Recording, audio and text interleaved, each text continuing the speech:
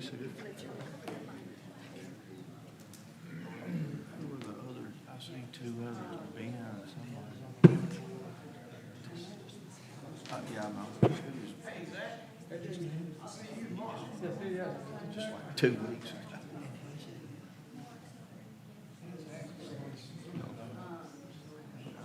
how you doing, man? Good to see you. Do we have anyone that did not sign up that wants to speak? Or ask questions?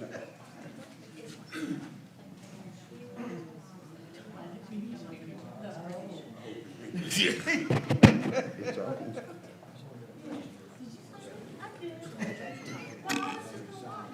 I'll behave over it. I'll already fix it out. Always working fun, Si. I know it. I used to get a chance to sit over there, you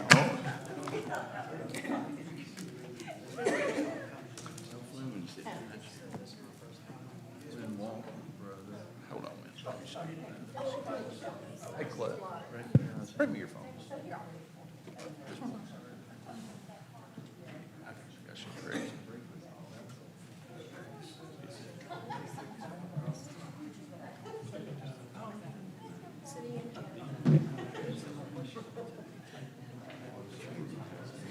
No, it's been in question.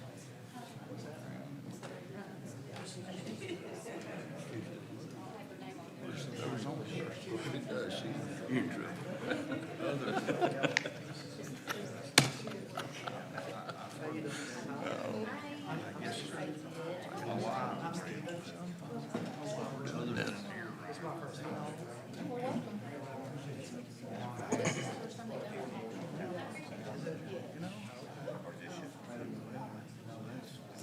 Some of that's up to the DA.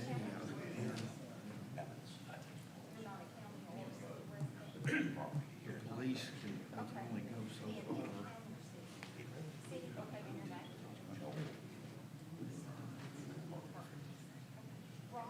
I guess nobody's been brought charged.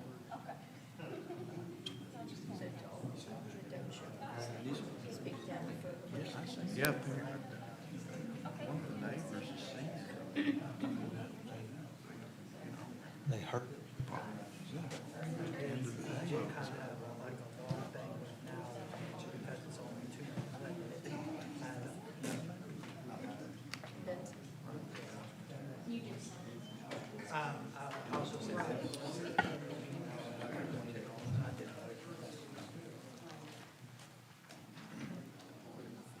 Okay, so it is at least 6 o'clock. 5 o'clock. I'm already thinking that I'm an hour ahead. Sorry about that. First of all, I'd like to welcome everybody here who's here tonight. And I'd like to introduce everybody that we have on the panel that was able to show up tonight to answer any questions or talk about the system. Of course, we have Alderman Parsley, Vice Mayor Messick, Director Foley, myself, Joey Hobbs Mayor, City Attorney Craig Johnson, Alderman James Threet, Alderman Thomas Crosland, Engineer Adam Carter from St. John Engineering. About messed that up, didn't I? Oh, you got it right, Adam Saint. Yeah, there we go. And we've got Zach. I cannot get his last name pronounced, and I apologize. He is a new member to the Water and Sewer Commission. He has environmental and engineering and wastewater over 30 years of experience. Also have Stuart Tilley with Duke's Root Control, who's a partner of ours that's been working, I guess, a little over a year and a half with us here in town and worked with us previously. Of course, we have Director Anthony Burrows and Chairman of Water and Sewer, Mr. Hunt's with us as well. So at this time, I think we have one in the audience who is running for an alderman. If you'd like to stand up and say hi, we would be glad to do that. Hello, hi, my name is Holly McLaren, and I'm running for alderman, so hopefully I'll be up there working with you guys in the fall. Yep. Well, thank you for attending, right? We just wanted to recognize that you were here. Sir? Yeah. And we have a future Coffee County Commissioner for District 1, Miss Amanda LeVeau, who, there weren't enough components, so she'll be in definitely. Oh. as county commissioner. Well, welcome aboard, and you'll represent the city well, I believe. So, okay, so what we've done is we put together a real quick presentation for everybody. We don't want to take up a whole lot of time. We do have a few things that we ask, right? We're going to give you a couple minutes to ask questions. We don't really want everybody to talk over everybody. And at the end of the day, our goal is to answer your questions more than it is to hear us speak. But we do want to give you some facts about the system itself. As you can tell, right, we wanted to hold this meeting today so residents can hear directly from the people responsible for managing and improving the system and have an opportunity to ask questions. Our goal tonight is to answer questions honestly and explain what we know, what we're doing, and what comes next. We understand why residents are concerned. Sewer overflows, rate increases are serious issues, and that's exactly why we're here tonight to talk about them. There has been a lot of information circulating, right? If you read the forum, if you hear the experts who didn't seem to make it tonight, maybe we can put some of that to bed, okay? I mean, this was a perfect opportunity for people to come out, voice what they had on their mind, and ask us honest questions versus just lobbing it out there for everybody to debate with not the correct people. Because most of us up here are not going to engage in bantering on the forum. Okay, we'd rather do it in person, face-to-face at meetings. The important thing is that we are addressing the problem, projects are underway, and additional improvements are planned. Infrastructure improvements take time because they require engineering, funding, and construction, but work is moving forward.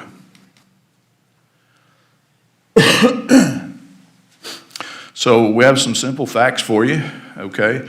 Manchester Water and Sewer operates 24/7, maintains over 130 miles of water and sewer pipeline, maintains 1,169 fire hydrants for fire protection, serves nearly 8,700 total water meters across the city, and we have approximately 1,800 or so in the county.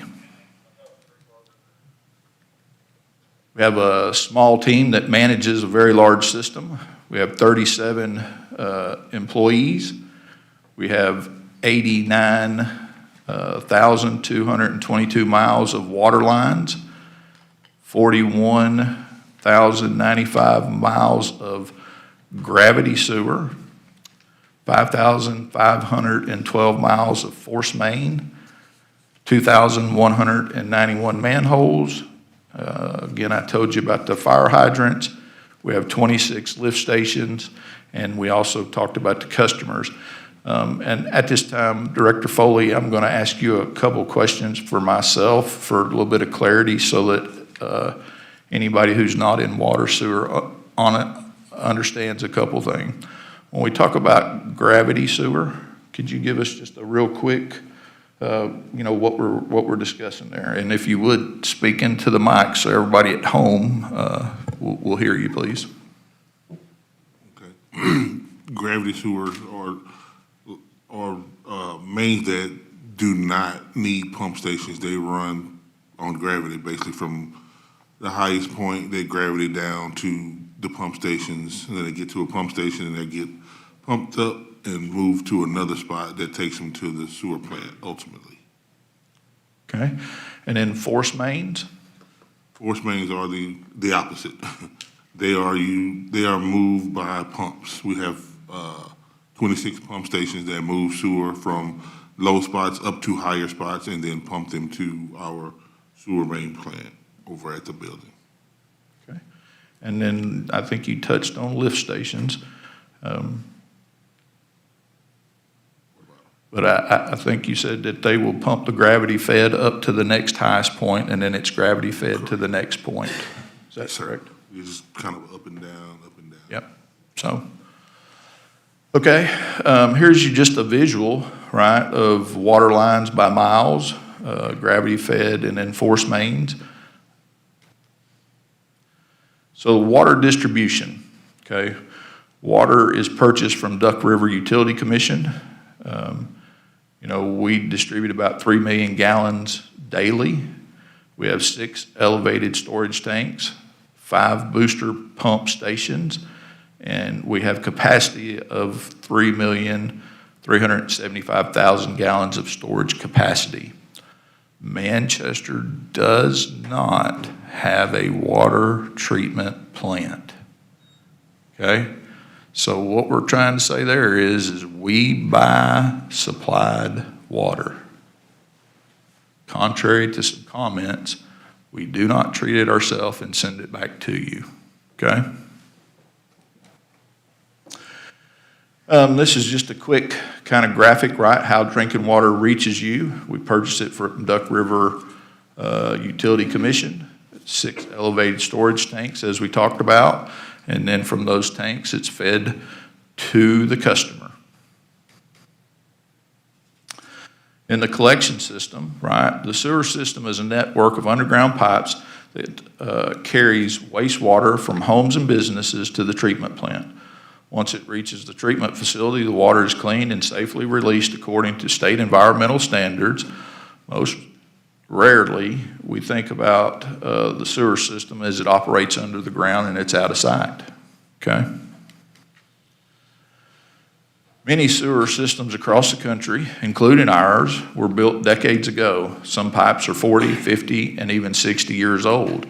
Like railroads and bridges, infrastructure eventually wears out and requires repair and replacement. And that's kind of,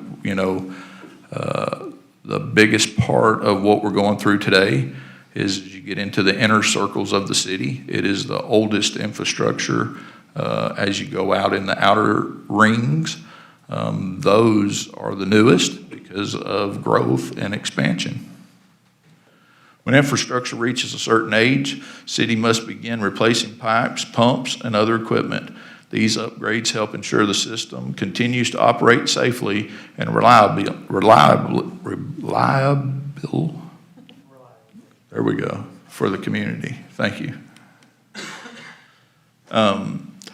As we said, this is just a little more of an overview, right? Talks about the lift stations, the manholes, the miles, force mains. The other part that is important there is your wastewater plant treats about 1.8 to 2.2 million gallons a day, okay?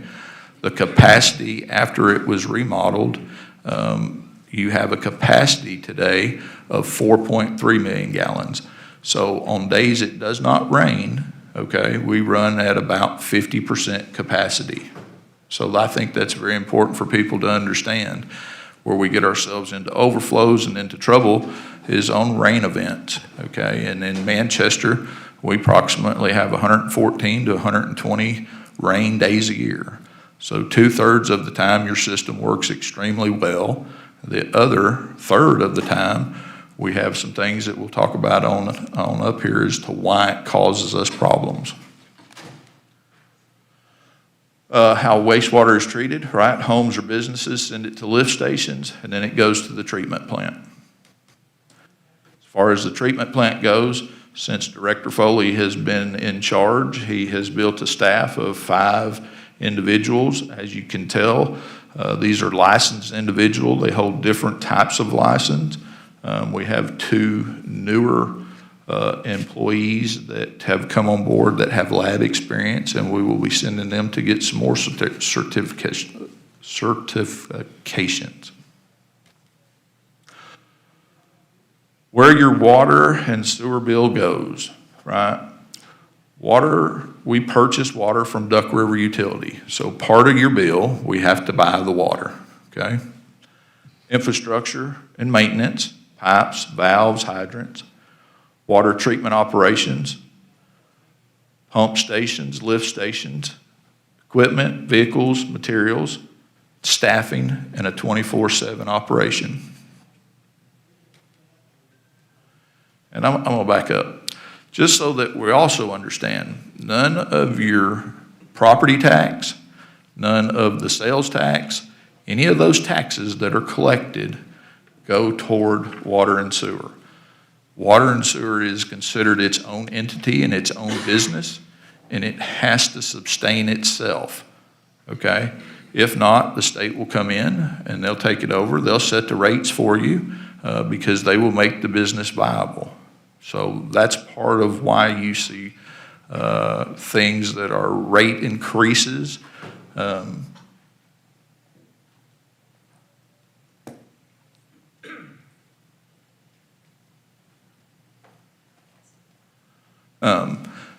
So Alderman Anderson just showed up, so welcome. But part of that, like I said, is why that you notice from time to time there has to be a rate increase, okay? It's not like that we can take out of the city's general fund from taxes and give them money.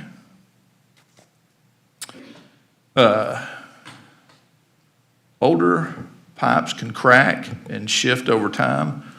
When that happens, groundwater or rainwater can leak into the system.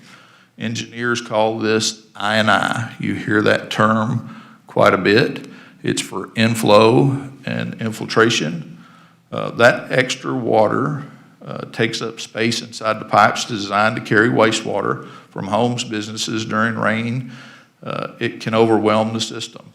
So when we have, different size rain events, we see as much as 8 million gallons come to the plant during that time. I told you our capacity is 4.3 under normal operations, but under rain events, we have a capacity of 12 million gallons.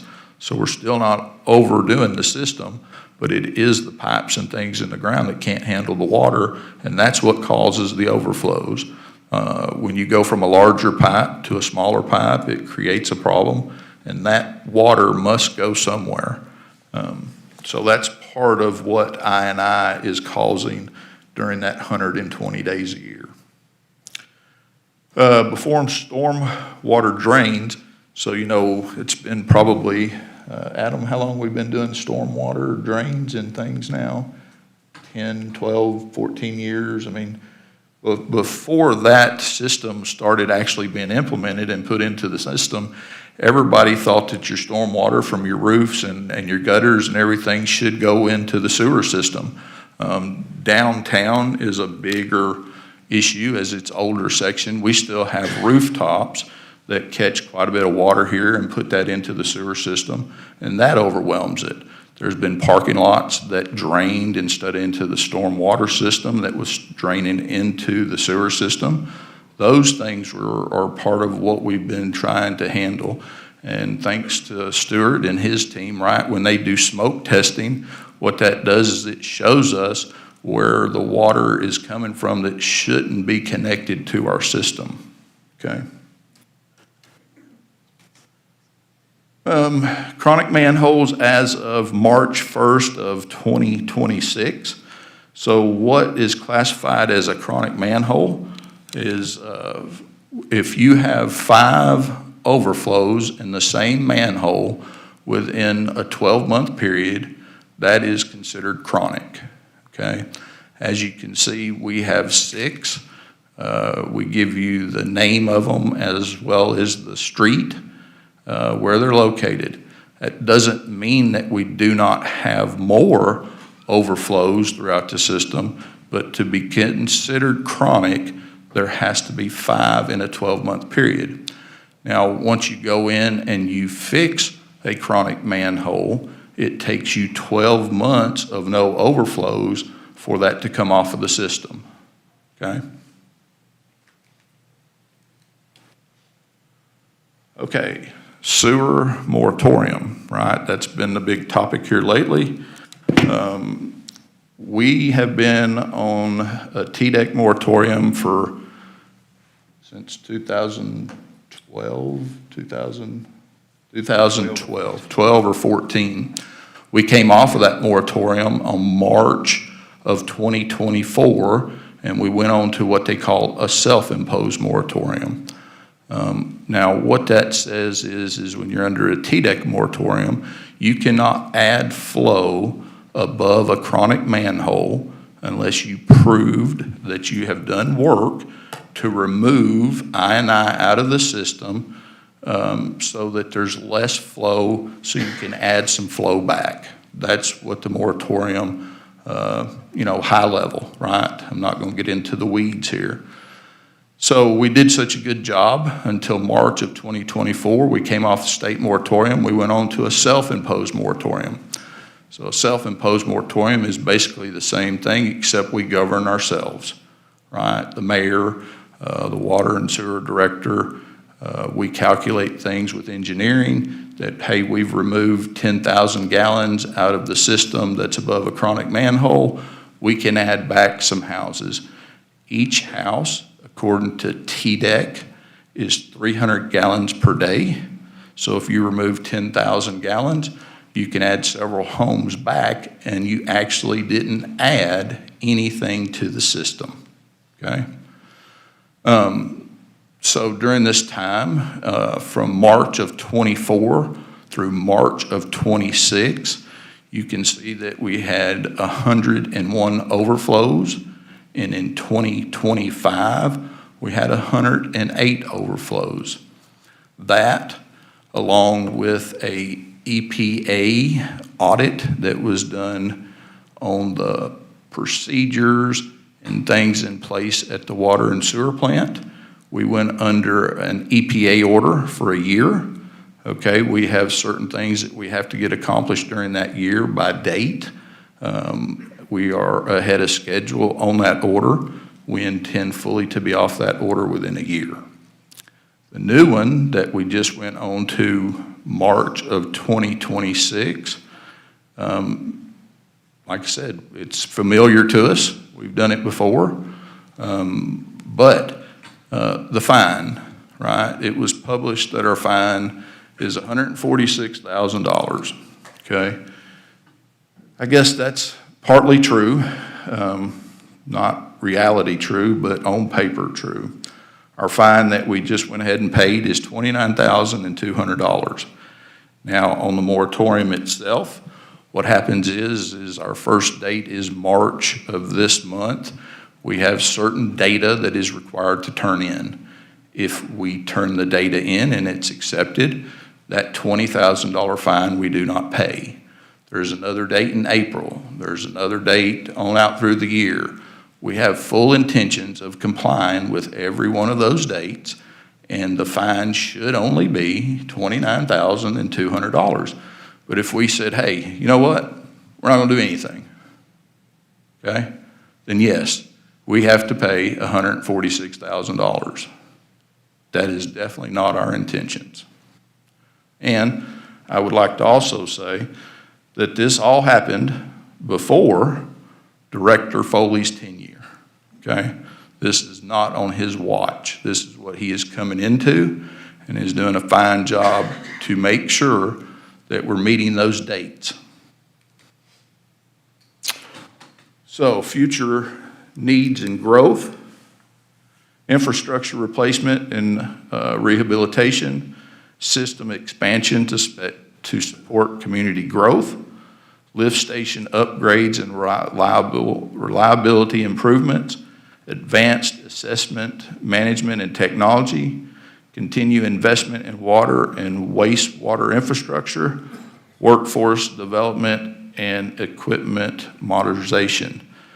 So if you haven't noticed, the Water and Sewer Department has bought some very nice used vehicles. We're not driving late 90 model and early 2000 vehicles now. We are driving early 2020 model vehicles. So we've been very thrifty with that spend to make sure that we can give our people the right equipment to do their job, okay, and not worry about whether it's going to be reliable or not. So at this time, we're ready for questions. I went over 3 minutes, but I think I started late too. Come on up to the podium, sir. Tell us your name.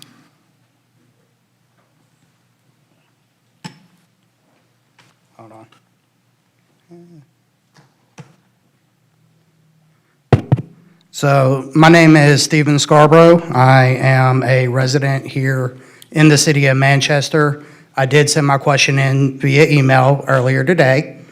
I've been in Manchester since July of 2022, bought my very first house. I'm proud to be a resident here.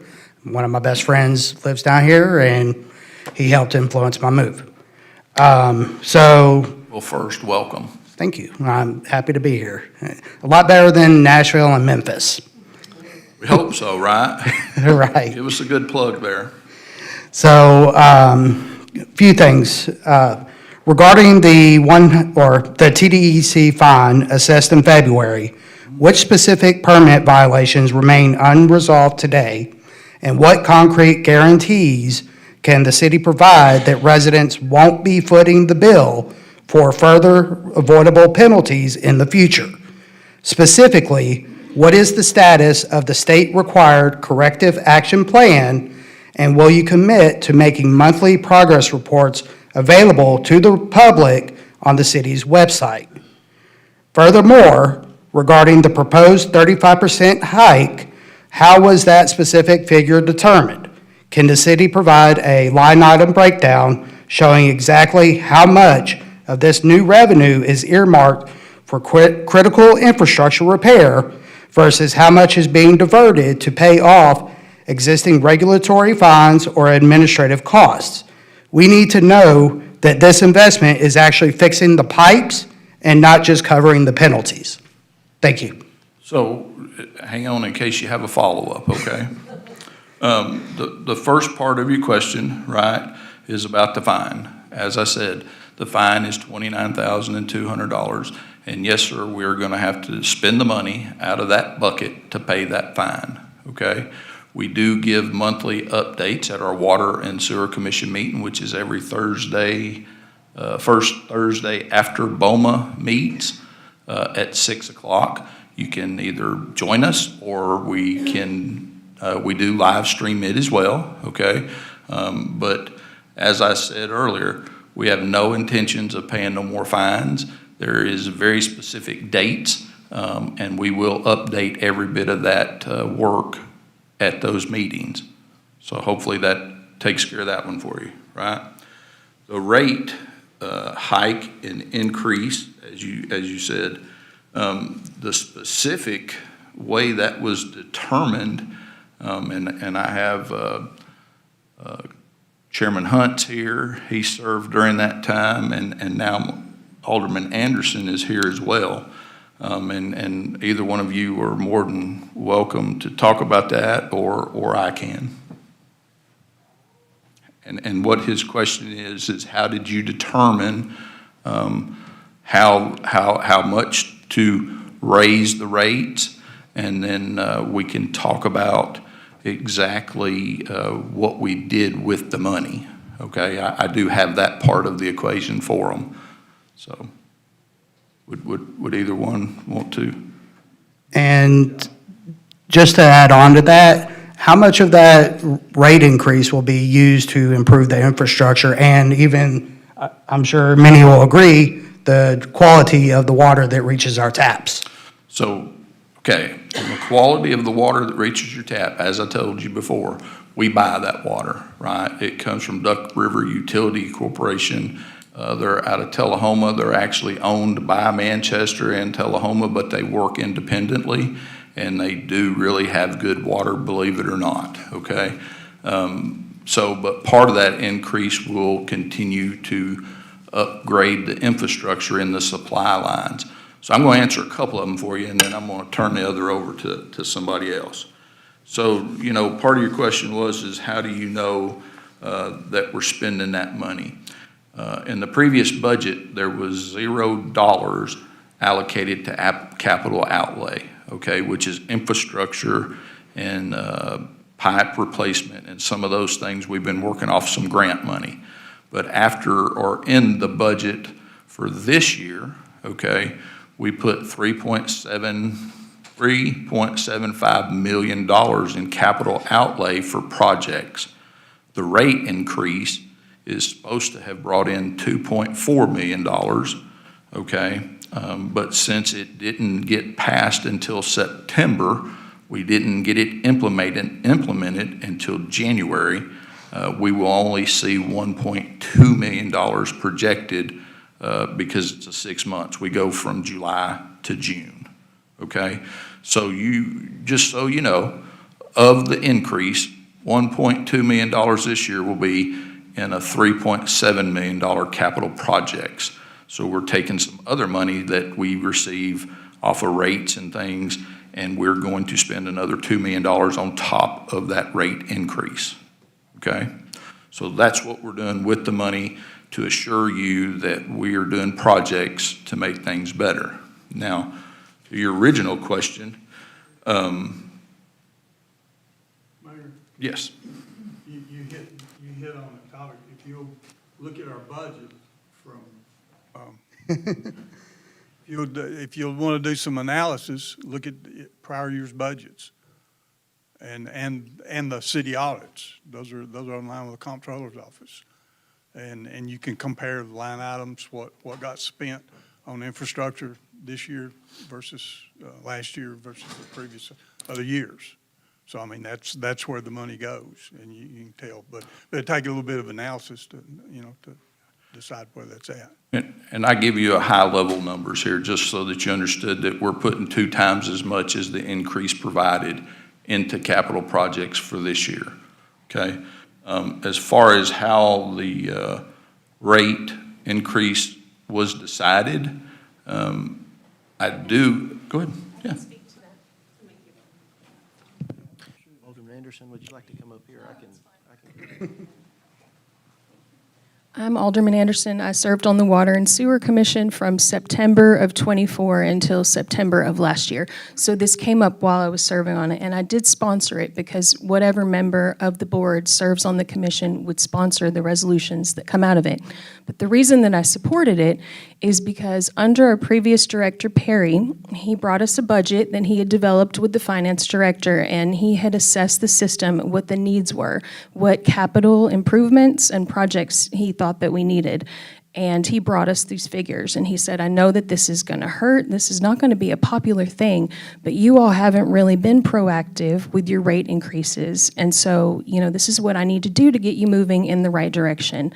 And I don't want to see, like the mayor, I don't want to see any more fines from the EPA. I don't want us sued again by Tennessee Riverkeepers. I had full faith in those numbers that were being brought to us. It passed unanimously in the Water and Sewer Commission. It also went before the Finance Committee. I believe it passed there 2-1. And then it went to us as a board, and it passed 4-2. And I'm very sensitive to the fact that this is a hard thing for many people, the increase. A lot of people are struggling and on fixed incomes, and it seems like everything is going up all at once. But something I learned when I was doing my 12 hours of education in order to serve on this commission is that the consultants come around and they talk to you guys about rate increases. They talk to us. I guess we hadn't had one, in our ear in time to save us from this very unpopular, decision that we had to make. But they say, if you don't raise 2 to 3% or even 4% a year incrementally, then what happens is you're running your system as cheaply as possible, which in the short term is a popular thing, right? But then when it comes time to make these big investments like we're trying to make and to make these big repairs, then we're forced to do these double-digit rate increases. We're not the only municipality that's been having to do this, and I understand why people are upset about it. I mean, it's not a popular thing, but when you tour the facilities and you see the need, and you look at the numbers and you see how much more expensive it is to do any project now than it was 3 to 5 years ago or even 2 years ago, we were kind of left feeling like we had no choice, if that makes sense. Yeah. We do okay? Yes, sir, and hopefully that helped answer others' questions as well, especially with the 35% being a big talking point on the forum. Yeah, I mean, and like I said, I think former Director Perry even went on record and said it should have been 70%, right? So, in his opinion, we're still lagging quite a bit behind, but compared to other areas, I think we're probably pretty close, but seems we have a few more problems than most. Thank you for your time. Absolutely.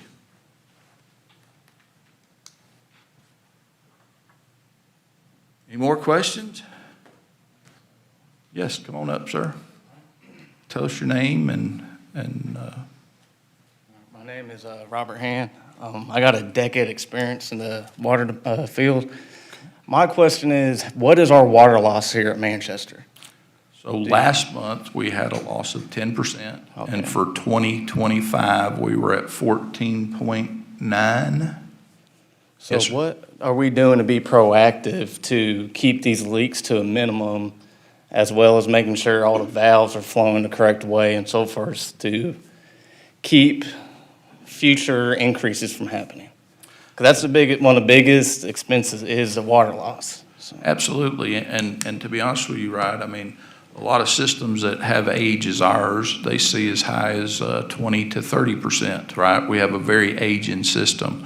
And also in water loss, so if when we say 14.5% water loss, understand that also includes firefighting, that includes flushing things. yeah. I mean, so Sample we're point. probably in the single digits. Not that we can't get better, we're not saying that, but we did see a decrease, and it was reported at the last Water and Sewer Commission meeting that we were at 10%. okay, and then the other question I have is, with that whole water scare, a month ago, are we exploring options of getting water from other places besides Duck River? For example, Consolidated Utility District, they have interconnects with Smyrna, Murfreesboro, Marshall County, and it's all valved off. For emergencies, they could sell water back and forth. That's something I think we might need to look at, so if that ever happens at the plant for Duck River, well, we got a backup option. Because if that system crashes, it's a Flint, Michigan all over again. Yeah. So is that something that's on the radar for Manchester? Really, to be honest, the answer is no, just because of the amount of piping and things it would take to get it from somewhere else. About 4 miles of piping. Yeah. Is what it'll take. I mean, and then it would have to go in through the city to our supply tanks. Most of our supply, or all of our supply, comes into the Westwood tank, and then it's distributed through the town that way.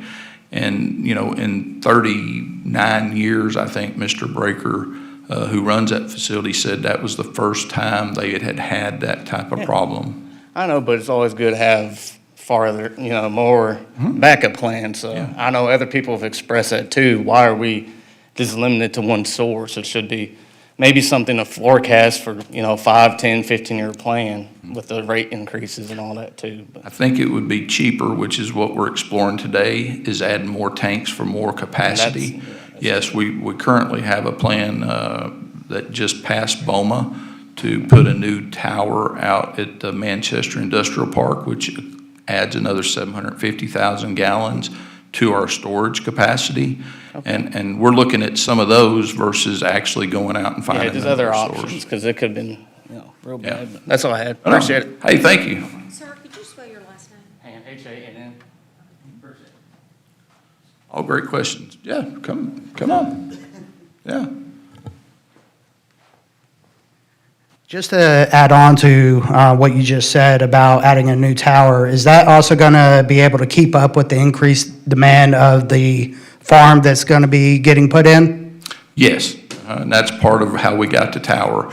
Because that facility's coming in, we were able to receive grant money of the tune of $3.1 million, 3.5, and the city only has to put in $325,000. So because the industry came, right, I think they're going to ask for 140,000 gallons of a new 750,000 gallon tank. So yeah, we got lucky, and somebody's going to pay for it for us. There we go. Yes, sir. Mr. Mayor, I do want to touch on a couple of things from Mr. Hand's questions. Water loss, what that is the difference between what we purchase and what we bill for.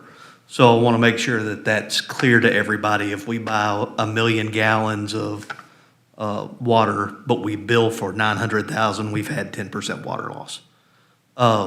The latest data I could find from the comptroller's office was from 2023. The state average across all water systems in the state of Tennessee was over 30%. So a 10% water loss last month, or a 15% water loss last year, is better than most of our counterparts in the state.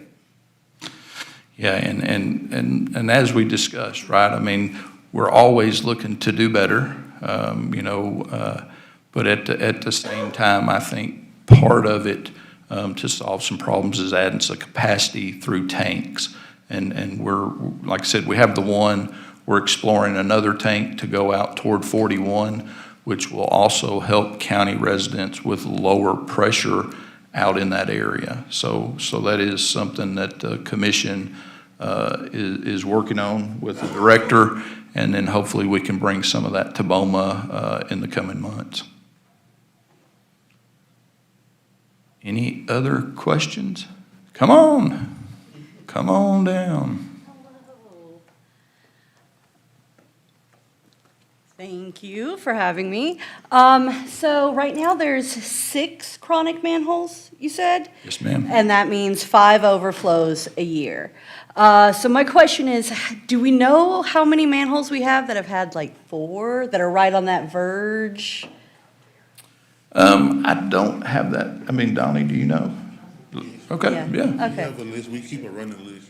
okay. Wastewater plants, so we'll know which ones are about to become chronic and which ones can be removed. Okay, is that like a looming thing that we should be thinking about? Or are they about to go into their 5th overflow and then, In some cases. Okay. Some Yeah. that are- so we might be adding to that? Majority of them, no.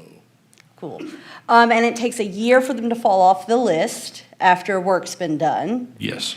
So as of right now, those 6, this time next year, are any of those 6 off the list? Have we worked on those?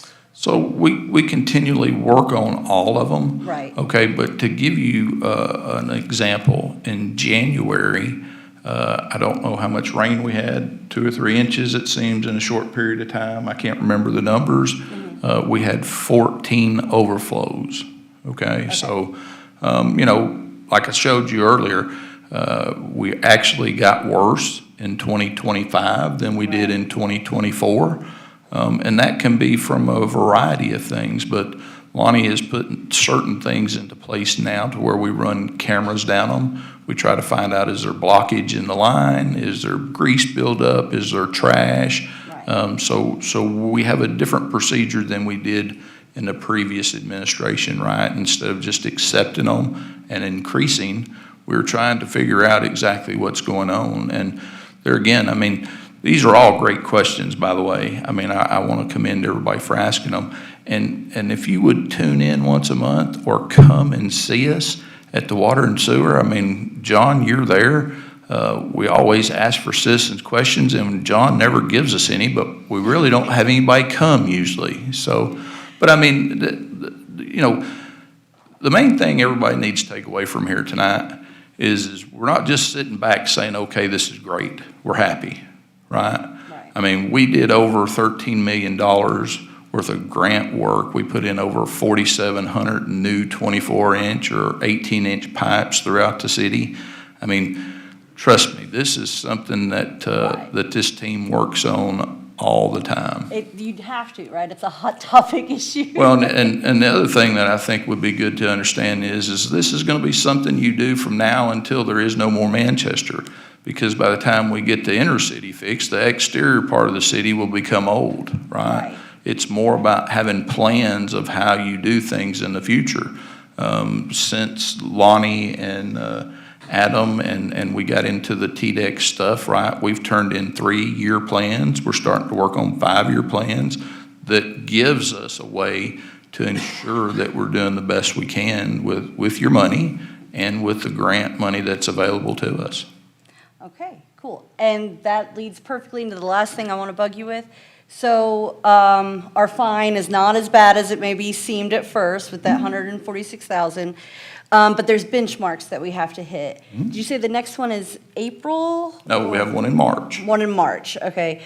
What Can you tell me more about that? Like, what is that? Yeah, benchmark so that- what we have to do is we have to go back 2 years and give TDEC a list of all taps we have given, which it's been reported between 7 and 10, depends on who's reporting it this time, that we give out in my first year. And then we'll go back the next year and pull all those. And what they'll do is they'll look at how many was above chronic manholes, what we can prove we reduced to make them to where we could give them out. And then that's the first benchmark. And then from there, they can do an assessment, and then we'll get to the next benchmark. Okay, and we'll see from there. Yes, Great. ma'am. Thank you so much. Absolutely. Mr. Howard, I see you out there. You got anything good for us today? Come on up. No, I don't have anything good. Huh? I'll ask a question. Okay. Of course, I'm in the development business, and most people don't want growth. And I've sat in this town for 40 years, and we begged for growth many, many, many times. And we said, why don't we have anything in Manchester? Well, really, in reality, it takes rooftops to make growth. And of course, we've been shut down in Manchester for any growth or any new subdivisions. Pretty much been shut down. And right now, we're having to go to the county or we go to Tullahoma to develop. We don't, the growth, we're doing one, probably in the future, we're going to do one on Old Tullahoma Highway, which will be in the county on a perk system. And we would just like, I guess as a group of people, a bunch of people in this town, would like to know what the future growth of Manchester is. Okay. So, as you said, right, even though we annex your property, right, we have been doing that with you for a couple years, you have not been able to put a shovel in the ground, correct? That's correct. I mean, so a lot of this conversation that we're annexing all this property and everything's getting started and we shouldn't be doing that. We want to thank you, first of all, for annexing your property and giving us a little more tax dollars. So thank you for that. Well, let's hope we don't have to de-annex it in the next few years, okay? I hope not as well, but to answer your question, right, by us slowing down the progress of only giving out 7 to 10 taps for a year, it give us an opportunity to do work behind the scenes so that we can get ourselves to a point that we can honestly say, hey, we're ready to start developing some more subdivisions. Right now, currently today, there's probably a little over 300 lots that have already been approved that are buildable, right? So that will sustain some growth, not all of it. Has a shovel been put in the ground on all of them? No, I mean, but I'm they've already are on the list because we brought them in. Every time we develop a subdivision, right, we have to take those calculations and put them against our capacity. So yes, they technically have been approved to build on. But, you know, we're hoping, right, as we said before, we've put together a 3-year plan that over the next 12 months or so, a lot of this will ease, a lot of the chronic manholes and overflows will go away. But, you know, there is no crystal ball to give you a date, but all I can tell you is I think everybody in here is committed to keeping our town going. Now, part of what's happened to us, if we're just going to be honest about some growth, right, is for 3 years, we averaged 65 houses a year, okay? Because of what happened in the county, right, they kind of shut down growth altogether. We peaked again this year with around 95 permits. So we gained an extra 35 residents based off of statistics from 3 years previous. So it's getting forced into the cities because of the way the county wants to do their business, which is their business to do, right? And we're doing it as fast as we can to keep you happy and the rest of the folks that want to develop here. It's important. I'm happier than I've ever been in life, so, you know, that's good, Joey. Thank you. No, I'm extremely happy that you're happy. Thank you. Yes, sir. Anybody else? Yes, ma'am. Yes.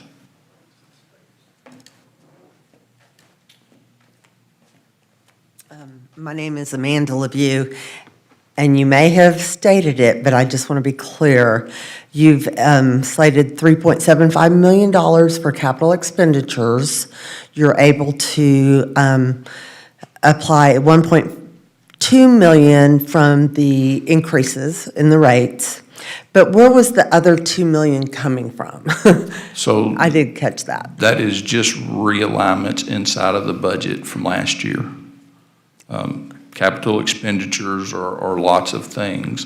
But Anthony, do you have a kind of a top level thought on where some of that was allocated from?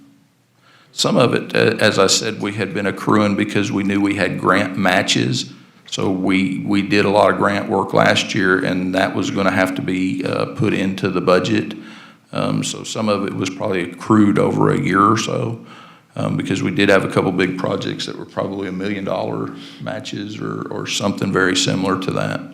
Okay, so that would go into those slots and then use that money that was Absolutely. already applied? Yeah. Okay, I just So- wanted to know where it was coming from. Yeah, if they'll give us $9 million and only ask us for $1 million, we usually take those deals. And then we try to accrue for it over a couple years so that when the project's done, it's not just all one lump sum to us. Well, please thank those grant writers, okay? We do. Dave Kapka is our grant writer here in the city of Manchester, and he does a really good job, along with Lori Fisher and a couple others that we work with.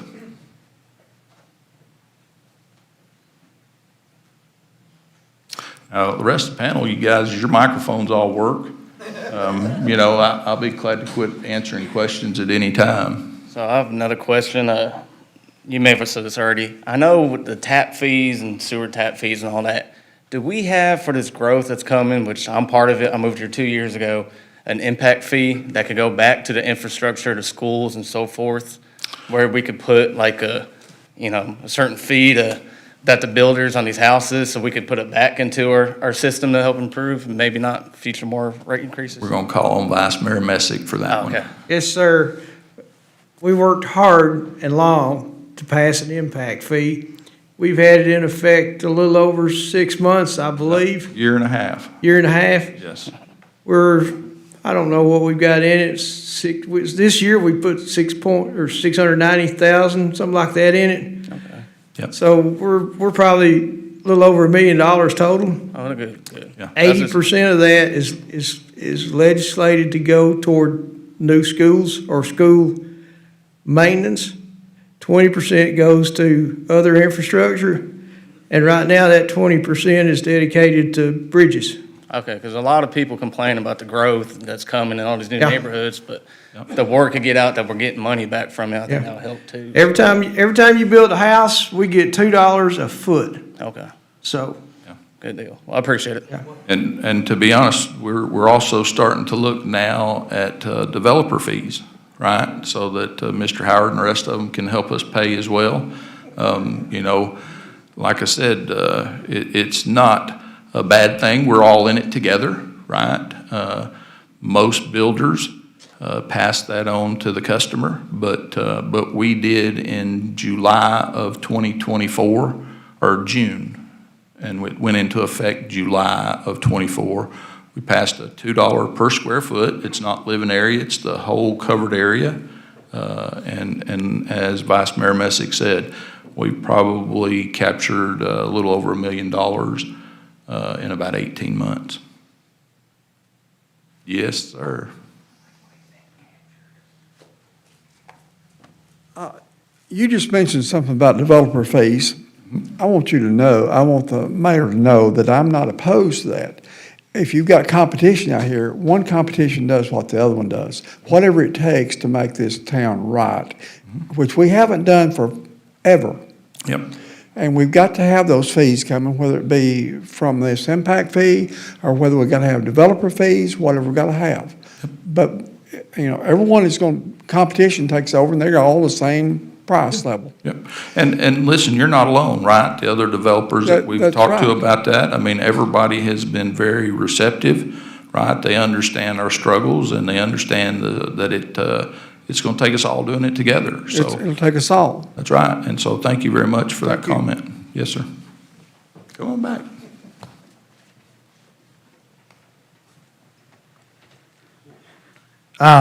So one common denominator I have been seeing a lot posted about on the forums are questions about all these car washes that are coming into town, and with the capacity or the amount of water that they're using and or putting into wastewater.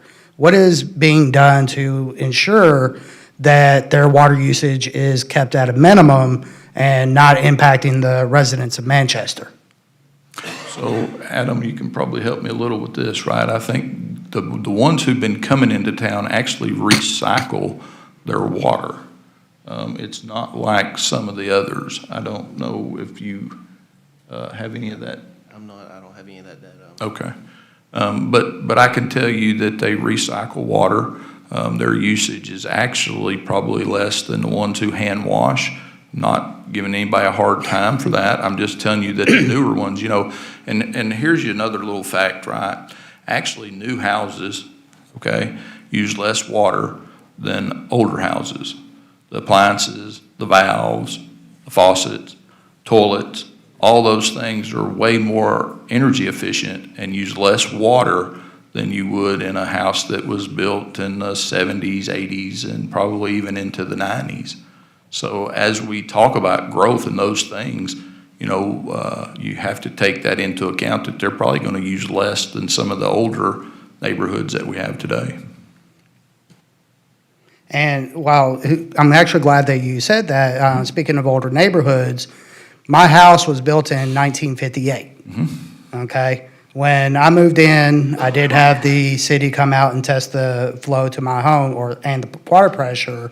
The pressure was good, the flow was a little off. So thought, hey, maybe it's my line going from the meter to the house, which I know was galvanized steel.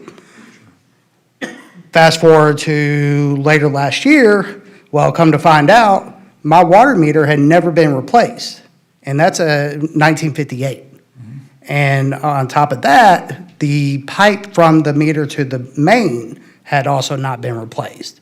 So with those kind of infrastructure problems, is anything being done to identify them? And if they cause issues like busted pipes to residents' homes between the meter and the home, are y'all going to do anything to help those customers with the impact of the increased flow? So, Lonnie, do you want to take this, or do you want me to start and you finish? You can start. So the easy answer to the question is you own from the other side of the meter to the house, okay? Right. And with 8,000 meters, right, we do not have a specific plan in place today to replace the older meters. We are looking at technology. We are having meetings about putting in meters to catch up with like our neighbors in Tullahoma, to where we would start with older meters and we wouldn't have to necessarily read them. They would come to our digital screens, and we would, we wouldn't have to come out to every meter and look at the thing. So yes, that is on our minds, but honestly, right, it's down the list a little compared to us trying to collect the sewer water and making sure that the I&I part of it is fixed first. But we do have it on our minds, and it is being discussed. Thank you. Sir. Okay. I do okay? All right.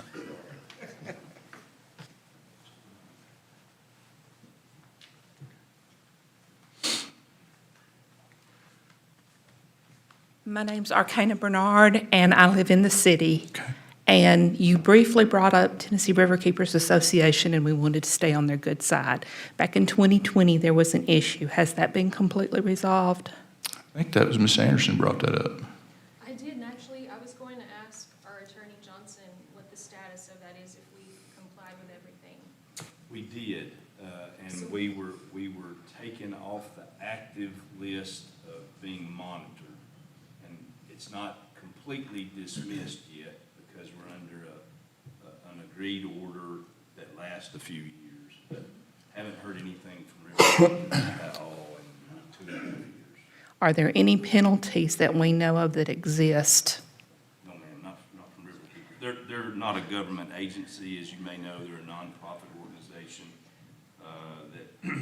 that does good work, and they have good intentions. But they do look at Tennessee Department of Environment and Conservation and EPA, see who gets put under different orders and permit violations, and don't want to use the word prey, but they then will sue whatever municipality or county or utility that has been punished, let's say, or at least. I wouldn't say punished, I would say Disciplined. deemed not in compliance with the best standards. Right, and right now, it's basically, we're at the point where we're being watched. So I don't envision anything else from Riverkeepers. As our I&I changes and more water runs from downtown straight into the Duck River, do we have any indication what Tennessee Riverkeepers are going to say about this is not being processed and it's just flowing straight into the Duck?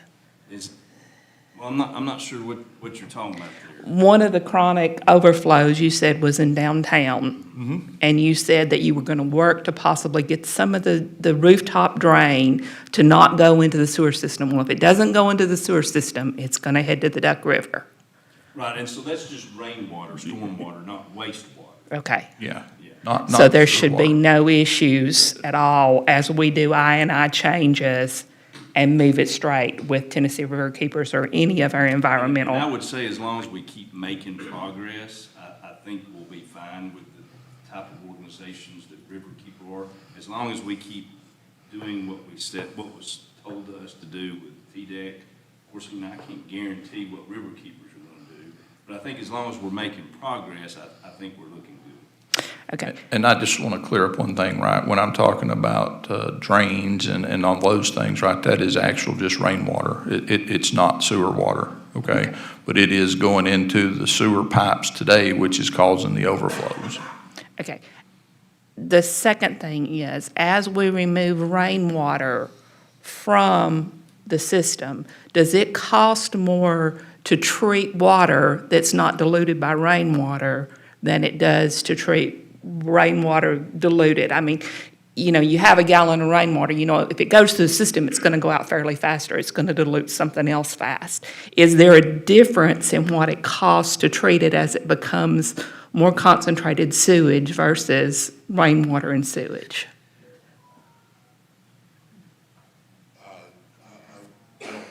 I don't have that answer right off the top of my head. I would imagine it wouldn't because there's no clear water that will get to the treatment plant.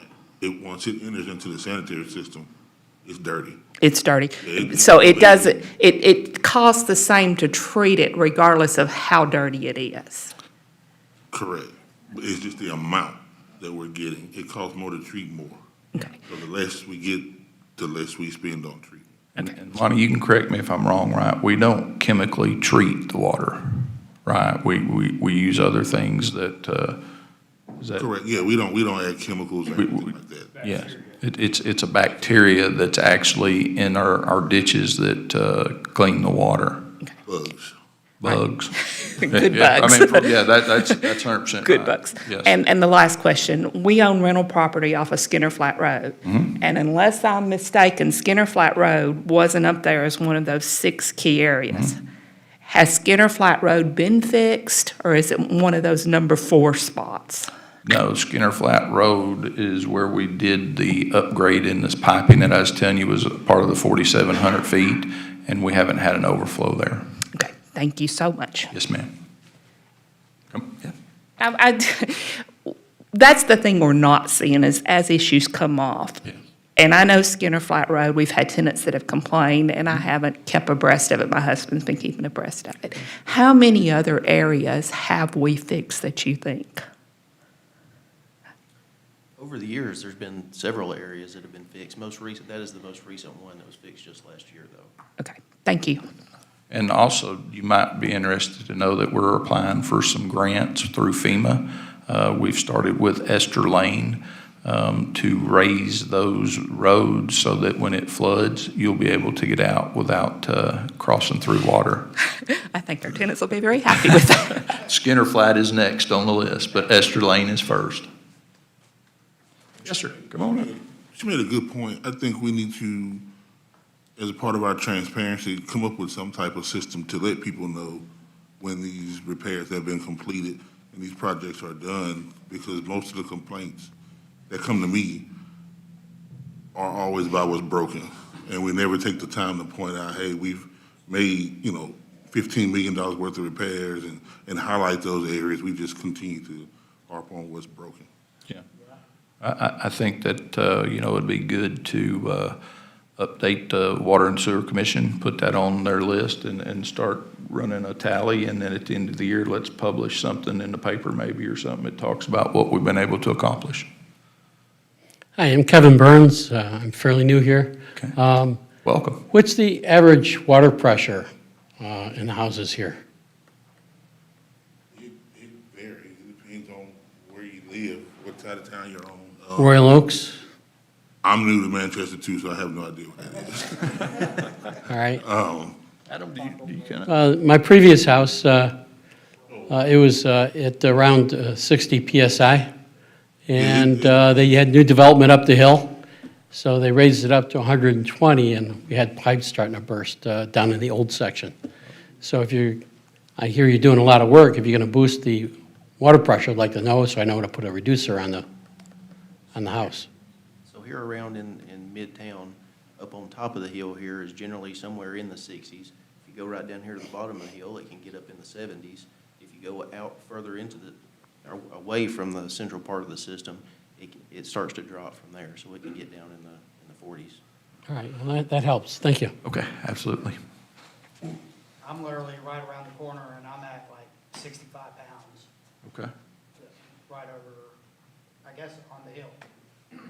All right. Mayor? Yes. We're working, one of the problem spots as far as water pressure is out exit 105 that way, north of town. And we're working to get either an extension on the North Coffee to make that tank larger or build another tank to try to help that side of town. Yes, I mean, as we're developing our plan forward, we do intend to put another tank not quite that far out to boost everybody's pressure. It'll help your fire hydrants and everything. And then the other thing that's going on immediately here is the old pumping plant right here across from the ballpark. We are cutting in some valves down there now. Currently, we just signed off on those based on older drawings and some other things. We're not 100% sure what shuts what off. So we're putting in new valves so that we can understand what shuts what off. Also, there was a water line that went under the bridge on 55 that TDOT just finished. So we have a water line to put back across underneath there. That should help some flows as well. So. Anybody? Yes, Swan. I apologize, I did not sign the sheet. Okay, we know who you are. We'll sign you up. So Cheryl Swan, I do have property in the city limits, but that's my question. It's not really a question. I'm just asking for you to talk about the I-24 industrial park and how you're working with the state on that, maybe to help prevent some social media talk. This will get the word out to exactly what is happening. Okay. Thank you. Yes. So the I-24 was referred to as the mega site. It's 2,000 acres that is out in New Union, and it goes from 53 to 55. The state of Tennessee owns that. That's where the new TCAT facility has been built. We were recently, and we added it at the last commission meeting, we were awarded $6 million to do engineering from the site for sewer and water. Part of the engineering is going to establish,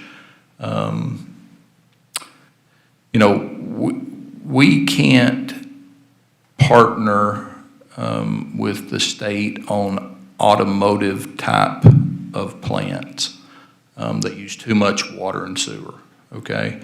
So they are looking for suitors for those places that are more geared toward aerospace, which would help Tullahoma and Huntsville, good paying jobs for the area, but it's more restrooms and those type of things. You know, as I said, we run about 50% capacity unless it rains. We cannot give that away to one site. We do have an opportunity to increase our permit to 6 point something million gallons by changing where we discharge into the Little Duck River. But Adam, do you kind of want to talk a little bit about what our goals and objectives are with that project? Yeah, so with the engineering that's going to be done, we'll look at the city system and see how it can serve the mega site out there. And there'll be a lot of connections that happen throughout the city to get infrastructure that way that'll also improve other parts of the city. So, for instance, if you run a water main all the way out there, there'll be other connections. So the water pressure that was talked about and whatnot should most likely, whenever the improvements are completed, improve in the city. And depending on what they do with the sewer, which the state would have some input as well, could also help our sewer system. And also, please note that the state fully understands, right, that not only is it about that site, it's about our city, right? They know that if they start building facilities out there, growth will come and different things will happen within the city. So part of this is for them to understand, you know, how to partner with us to give us more grants and resources so that we can continue to adapt to whatever they do intend to do out there long term. Now, I can assure you that for the next couple of years, there's not going to be anything happen there, okay? And it's just because it's going to take us that long to get the engineering and everything else done so that we even understand what it looks like and what we would need to ask of them. It could be a plant upgrade to help us get to 6 point something million gallons. It could be making our interceptor lines from 48 inches that go another 1,000 feet out, right? So this is just the start so that both the city and the state understand the engineering and what it's going to take, and we'll have a lot of say in those things, okay? So far, ECD has been a great partner to the city of Manchester, and I don't see that changing. Yeah, come on. That's what we're here for. No. This kind of touched base on Tullahoma, the Arnold Air Force Base, and the new AI center that's in the talks about going there. Is that going to impact any of Manchester's water supply and or discharge? So the answer I have, right, is and Adam, or there we go. I've got Zach here. I forgot about him, right? So I think they have their own treatment facilities. They have their own water facilities. So it will not impact Manchester. Okay, that's the easy answer, the high level answer, that the government has its own abilities to collect sewer, treat sewer, turn it back into water. So, In the state that ADC where I work, the Woods Reservoir was built for cooling water for the base. And the base, this is a few years old information, but it's published. It draws enough water, the base does, from Woods Reservoir to replenish 100% of the lake that you see. Once a year, that entire water goes through the base.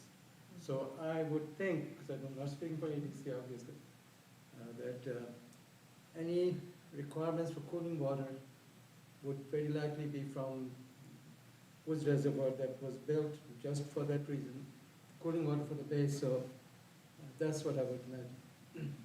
So the early answer is no, nothing from us. And we are referring to the AI center, correct? That's where it would be built on their property from what I've been told. Yes, sir. Thank you. All right. Anybody else? We got about 15 more minutes. No? So I do have a couple questions that were sent in to me today. So I would like to do a couple of those while we have a little bit of time. Sarah Bradley, she lives in the county. She is in the UGB. Her question is, what counts as a connection to the sewer system under the new enforcement order? For example, if an owner of a property that has been vacant for years, decades, wants to build, does that count as a connection? What if a property had one occupied home, but the new owner wants to put apartments or a fast food restaurant on it? Do the additional units flow count as new connections? So the answer that was provided is, under the enforcement order, a connection generally refers to any new physical tie-in to the municipal sewer collection system that results in additional wastewater flow entering the system. The purpose of the restriction is to prevent additional loading on portions of the sewer system that are already experiencing capacity and infiltration and inflow issues under corrective actions are complete. Before I read any examples, just so you know, we have two main interceptors that go to the plant, okay? One of those interceptors controls 2/3 of the flow of our sewer capacity to the plant, and the other one is just 1/3 of our capacity to the plant. So we do give Ms. Bradley a few examples to help clarify this. Vacant property connecting for the first time. If a property has never been connected to the sewer system and a new building is constructed, that would typically be considered a new connection. Existing home replacement with higher density development. If a single-family home connected to the system is replaced with an apartment, a commercial development, or another use that significantly increases water flow, the additional units or increased flow would generally be treated as new connection or capacity increase under the enforcement order. Existing structures already connected. If a property already has an active sewer connection and the change did not significantly increase the discharge volume, it may not be considered a new connection, but it would still be evaluated on a case-by-case basis. Ultimately, these determinations are made in coordination with TDEC and to ensure compliance with the enforcement order to protect the integrity of the sewer system.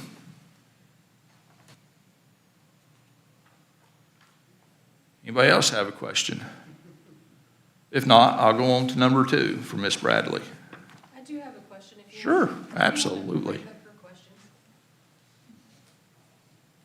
I spoke to a gentleman today who lives in the White Oaks subdivision where we did a project last year, and he said when he went to mow for the first time this year, he found a lot of material that had been left behind by the company doing the project. So is that okay? Are they supposed to take everything with them and restore the area to what it looked like before? And who does he need to talk to about that?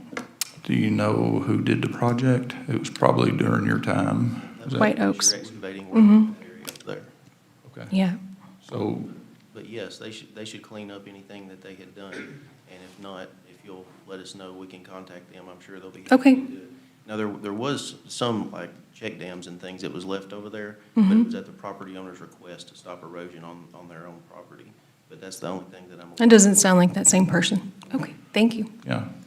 But absolutely, anything that we come on your property, we are to put it back to your happiness. Well, we got about 10 more minutes.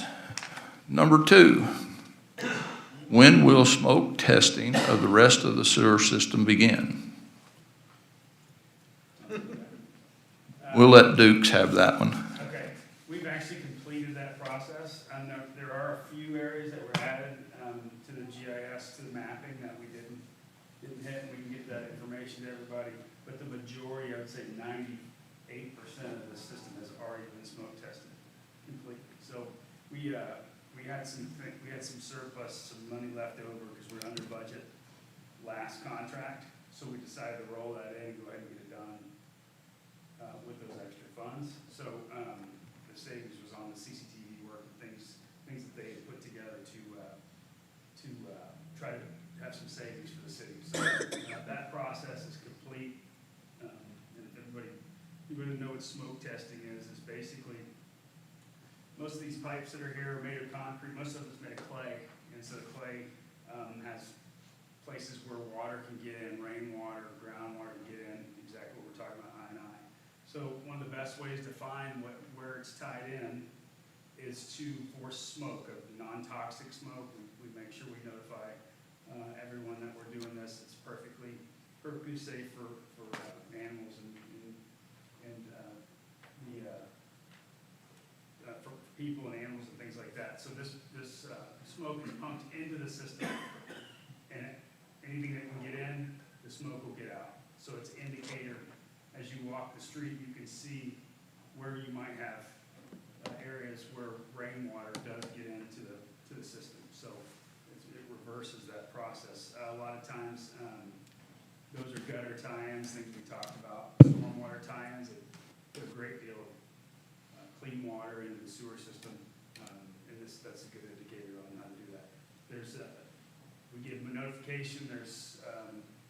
We put out flyers. We knock on businesses and as many doors as we can, just about every door actually, and let everybody know that this process is happening. The police are called, the fire department's called, things like that. So it's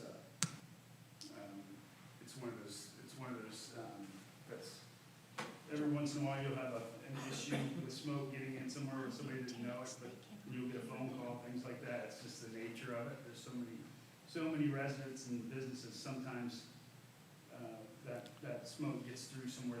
Hang on just a second, Stuart. We're getting a couple texts that nobody can hear you, buddy. I'm sorry. That's okay. Usually not the case. Yeah, so every once in a while, not everybody answers the door, not everybody sees a flyer or something like that.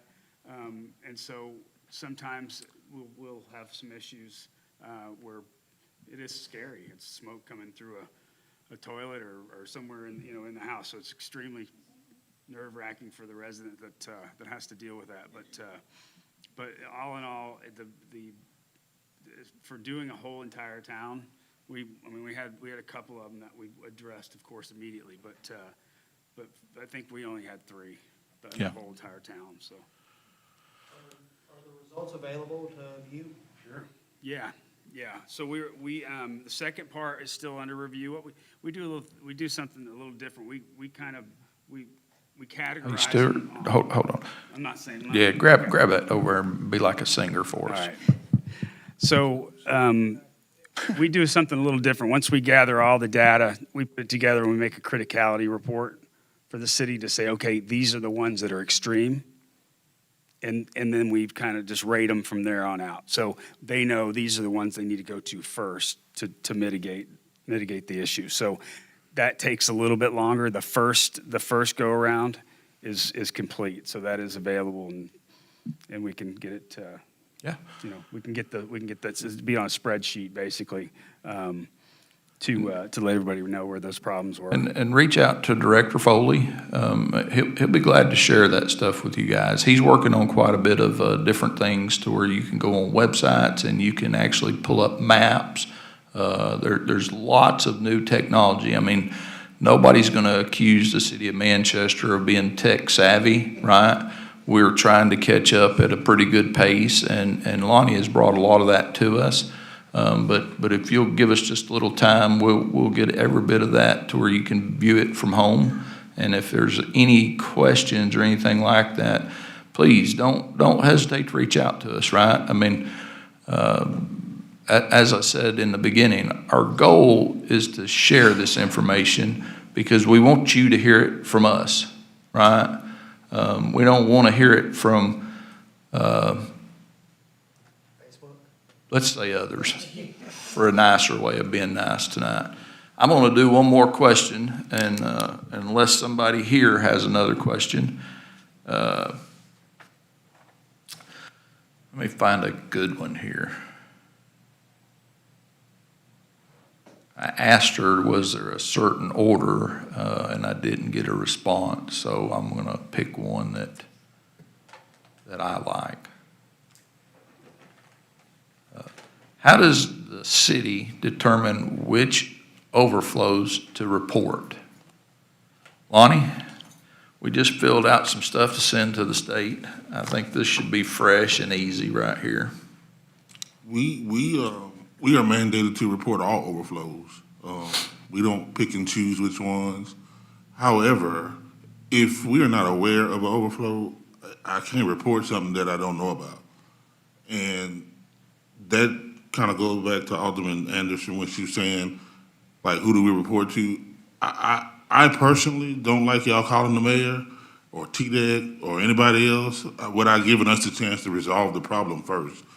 For example, if you see an overflowing manhole and my staff doesn't, call the water department so we can get out there and address it, as opposed to calling TDEC and everybody else. I mean, you'll do what you want to do. This is a free country, but I'm saying all it does is go up to come right back down. And now the pressure's on. He can't make me do it any faster than what I'm already going to be able to do it. And I know that kind of got off topic, but yeah, we report all SSOs when they happen. I even have the pre-treatment coordinator now.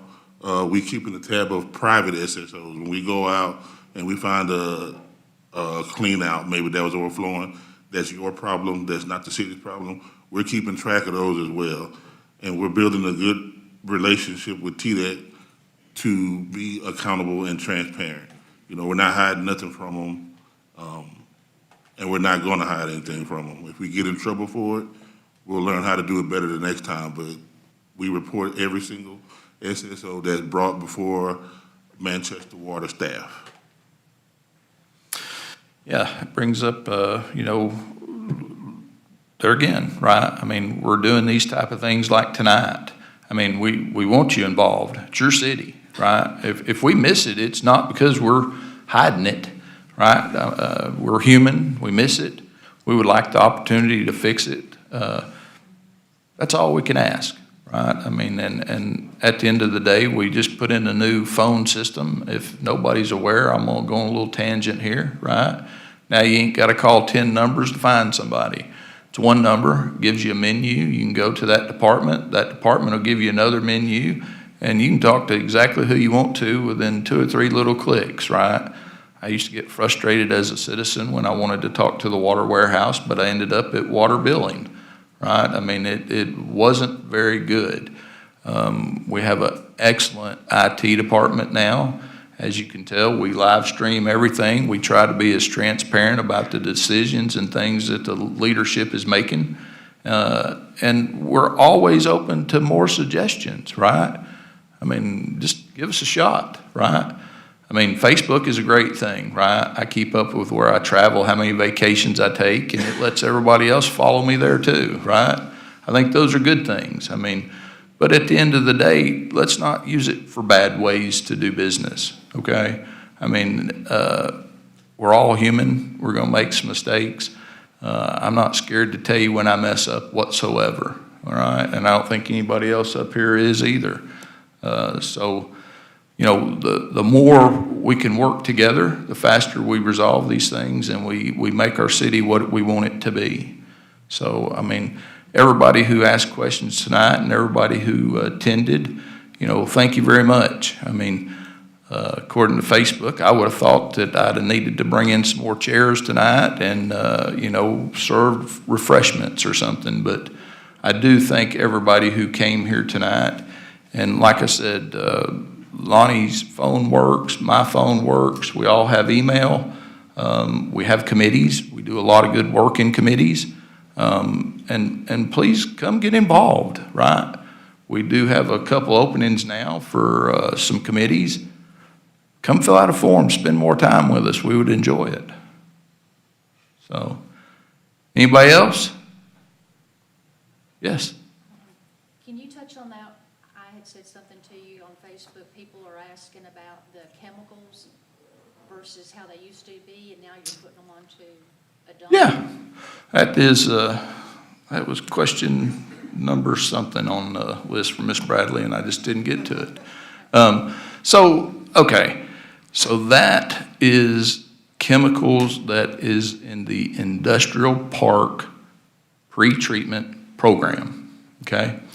So previous to last year, we had a deal with a local farmer, and we took our sludge that came out of the plant and we spread that on agricultural property as a savings to the city, okay? For whatever reason, we made that nice gentleman mad at us who had let us do it for 30 years, and we wrecked a great relationship, and I'm very sorry for that. And if he's listening tonight, I can't apologize to you enough. So what that forced us to do now is that material we take to the landfill in Murfreesboro. So the requirements of the material to go to a landfill enabled us through TDEC to up the limits of the discharge into the system, okay? All of the sudden, the industrial customers didn't go, woo-hoo, I'm going to add more to it, okay? We just had a very tight limit because of what it was being used for. So yes, we took an opportunity, we opened it up a little because it goes to a landfill now. That's really the crux of it. So the chemicals are added differently now? The chemicals are pretty much the same. We do testing with them all the time. It's just they have a higher limit that can be in the wastewater, right? Not your drinking water, okay? As I stated before, we do not treat water that is sent to you. We buy it, okay? This is sewer water, and if you're drinking sewer water, we probably need to have different conversations, all right? Somebody else had one. Who? Yes, sorry about that. I just have a question. On the website, there's a spot for bid openings, but I see that doesn't really get used much. Would it be in the interest of transparency to post the bids on the website? What type of bids? We use that for everything. All procurement bids. So, yeah. So we are in the middle of rebuilding our website, okay? Not only do we put it there, we run it in the newspaper, right? And once we get the new site up, we will have all of that back up and going. But just bear with us while we're trying to make it more user-friendly. So if it's not there, most everything that we bid out has to go to the paper. It's in the Manchester Times. John's folks do a great job. The paper is like the minimum legal requirement, but I'm just saying for everybody else that's maybe not getting the paper, where you can just, there's already a spot on the website where it's supposed to be, but it's just not getting put on there. We put it on like on a Monday, we go back and check it the next day, and it's done. And there again, it's because it's under construction, okay? If you'll give us just a little bit, we've had that with some meetings and some different things, and that's why we have started using social media for our meetings. We'll probably even do bids on there until we can get it corrected, but we do the minimum, as you said, but it's not because we're trying not to get everybody a shot, I promise you. Right, and I think that could also lead to more competition, obviously better deals for the city. Absolutely. We have a new purchasing agent. Anthony's done a fine job, and you know, you'll see a lot of changes in that whole area right there because she's wonderful. She's doing a great job for us. But absolutely, that's our intent. Thank you. Yep. Okay. Anybody else? I did learn tonight that I have a gentleman here who's willing to give me free advice, so I want to thank him for that too. right? He builds sewer plants, and I met him tonight, and I told him that we're always willing to take free advice, so thank you. All right, no other questions or anything, we're gonna call it a night. Everybody go home and have dinner. Thank y'all.